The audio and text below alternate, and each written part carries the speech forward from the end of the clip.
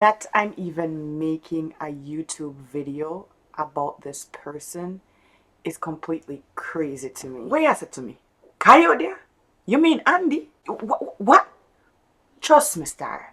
Me say when the news comes so close to you, to somebody where you know for your little and a grow, you see plaster across the news with them terrible tragedy, your mind can't accept, your mind can't process it. You say, what the hell happened here, man? Something gone horribly wrong, man. So, me just come back from after the Jammer cruise last week, and after the Jammer cruise, me never come straight home. Me stay in Miami and go South Beach for a couple of days because it was my birthday last week, and so you know me I celebrate and thing. So me come back and I'm basically I do a try edit them YouTube video, and you can see some flood the channel with a whole bunch of videos of performances, and really I probably overdid it this year. I mean I'm gonna do so much next year, but I'm a person with me start something I have to finish it. So that's basically what I've been heads down doing. Me not really pay much attention to the news. So me did work yesterday and my sister called me and she say, hey, you know hear the story about the JDF Soldier we killing wife, and me I say which story? Me say yeah man, me cannot see the headline them, but me not really pay much attention to it. She said, you know, since you one guy where we used to know from when we grew up, and I said, what? Yeah, she said, yeah, man, he come from down where we come from. And I said, we had to brother, so me quickly go check you out in more detail upon you. And then I was like, me jump in on my WhatsApp and me text my group of friends them in Jamaica I used to go high school with, and me say, you wanna hear about this? Cause me have a couple of friends who are lawyers in the Kingston community. People who me used to go to school with. So me say, you know that person? And then I say, immediately my girlfriend started sending me all the detail them, and I'm like, holy shit, holy fuck. I said every expletive you could have think about, because immediately I knew who this dude was.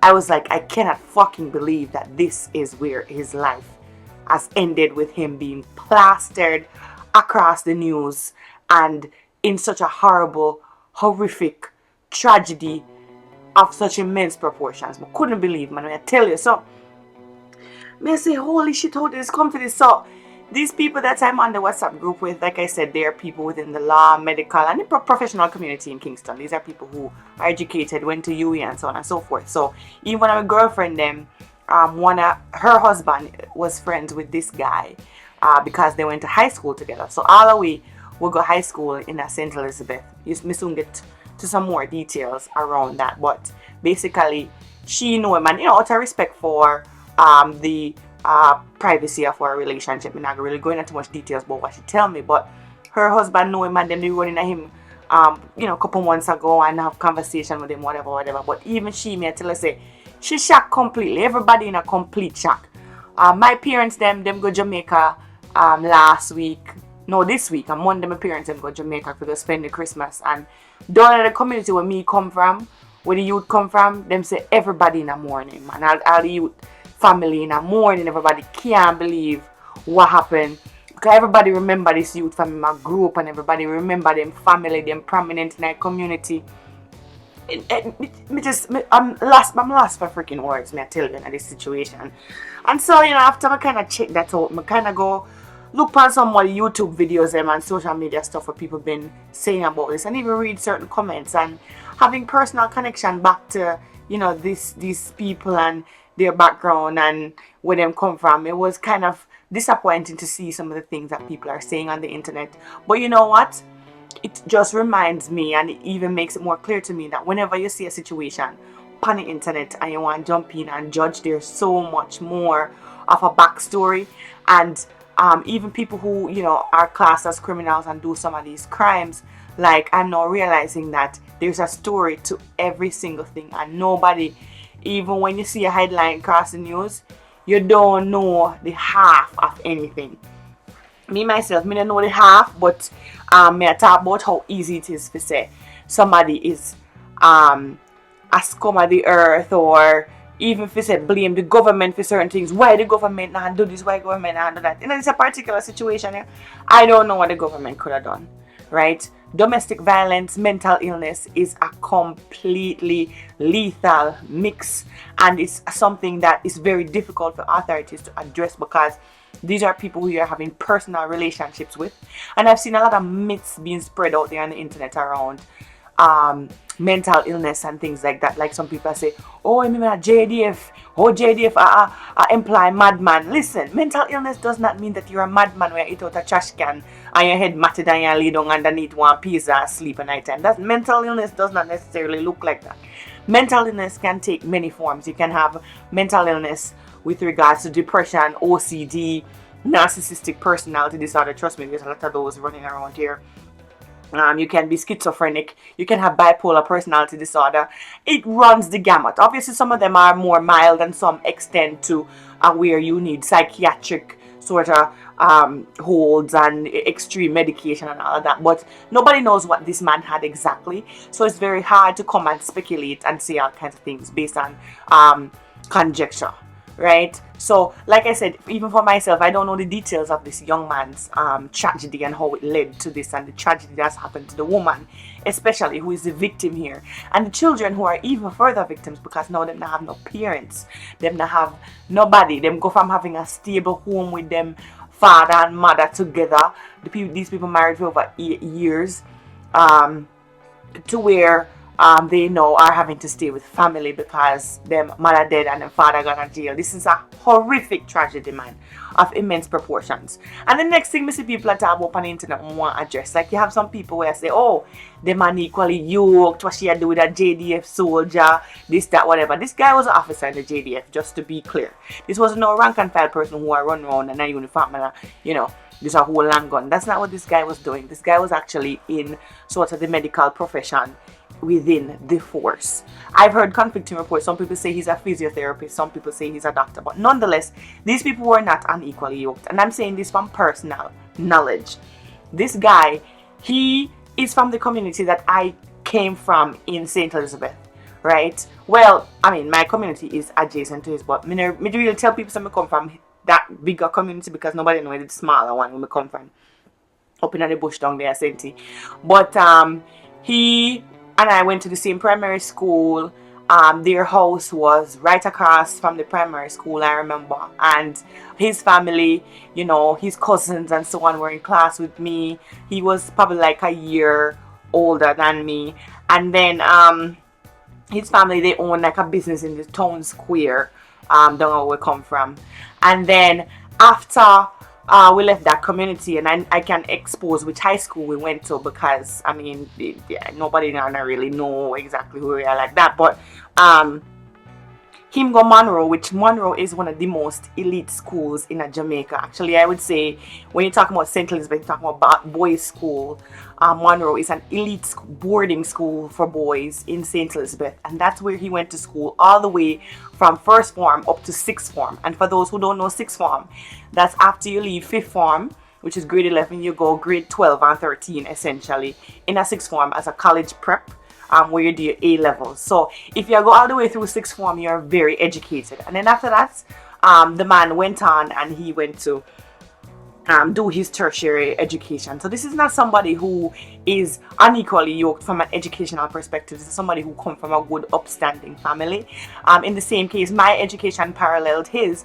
I went to the girls' school version. I went to Hampton School down in St. Elizabeth, up in the Malvern Mountains, boarding school for girls, right? These schools have been around since the 1800s. Very elite schools. It takes very high common entrance grades just to even get into those schools. And a common entrance in no more, I know, but I'm just trying to give a little bit of background. And I myself, I went to sixth form at Hampton because I was studying science, so I was studying mathematics, physics and chemistry. So the girls, like say 20 to 30 girls would go over to Monroe to study those kind of science subjects. And then the boys who were studying like humanities and law type subjects like history, social studies and so on, they would come over to Hampton. So you'd have essentially 20 to 30 girls going over to Monroe as the brother school to study sciences amongst the population of like 800 to 900 boys. And then you'd have the same swap being made where you had boys coming over to Hampton. So this boy was a part of that whole thing. I remember one of my girlfriends used to date this guy when we were in high school, and them used to go to dance together.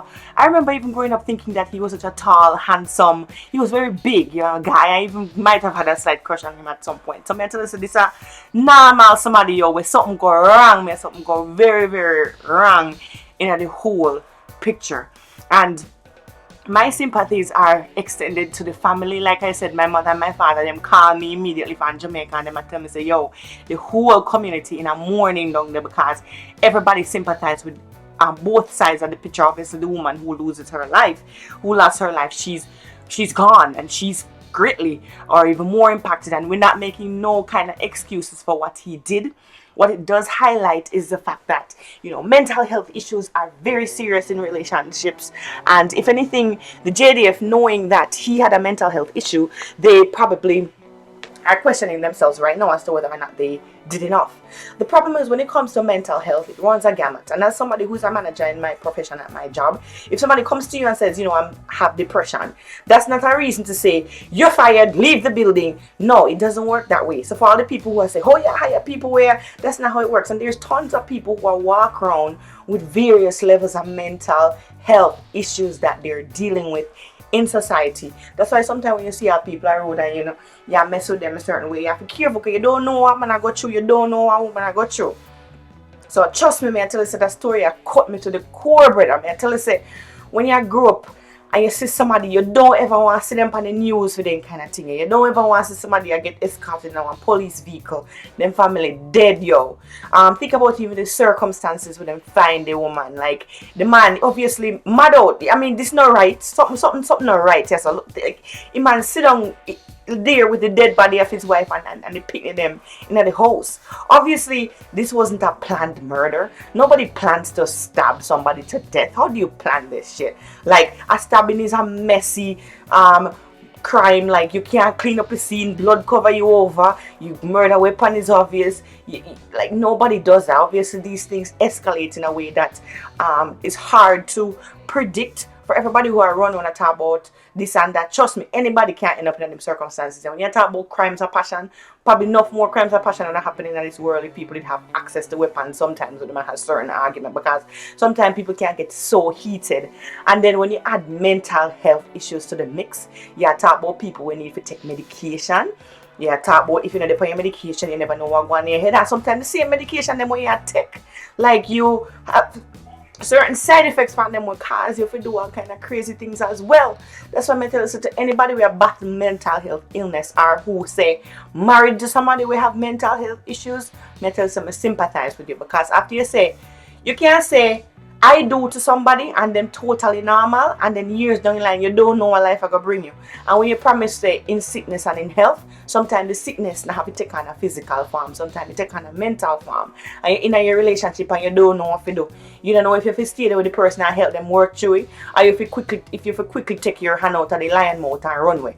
Me tell you what me would do personally, because certain things are beyond my control and me not stay in no relationship if I can and make no man kill me. I mean, me not say me above that happening, but if me see certain signs and me see take certain measures to get better, trust me, brother, I take with myself, because no me know that this can happen to anybody of any educational level, any economic status, any family background, whatever it is. You're not exempt. If you're a big liar, people will still kill you, no matter what it is. How the education when this girl got you know, she big in her community, she accomplished in her job, and look how she lose her life. She do everything right. She married, she have her pit name, she have her stable house, she had tried to do everything what she could have do to be an upstanding citizen, and still I saw things unfair. Trust me, star, me I tell you, say, I cut up to the core about this. I have to break off of this programming and music to bring you just how I feel about the situation. And just tell you, say, you know, for anybody who are read about this, or if you know anybody who in these kind of situations, and you know anybody who are going through mental health issues, please try and support them, try and get them the help what they need, because you don't know when somebody they just a second away from breaking and snapping. Me see that happen and a Jamaican thing, this is a worldwide thing. And in the US, I wish me to pull up some statistics about how often women are dead from domestic violence, because me tell you, say, when you mix love and you mix hate and you mix mental illness, you mix Alzheimer's and something, it's just like a concoction ready to explode upon you. So, you know, people, me cut up, man. Me cut up big time. Once again, condolences to the entire family, entire community. Me sorry for the lady will lose her life, man. It's terrible. Me sorry for him too. Me not gonna lie, because trust me, me have a little soft spot for somebody when me see grew up like that. Or with me would have considered to be a good youth. I see them in a them situation. Jano star. Jano. Until next time. Take care of yourself, my friends.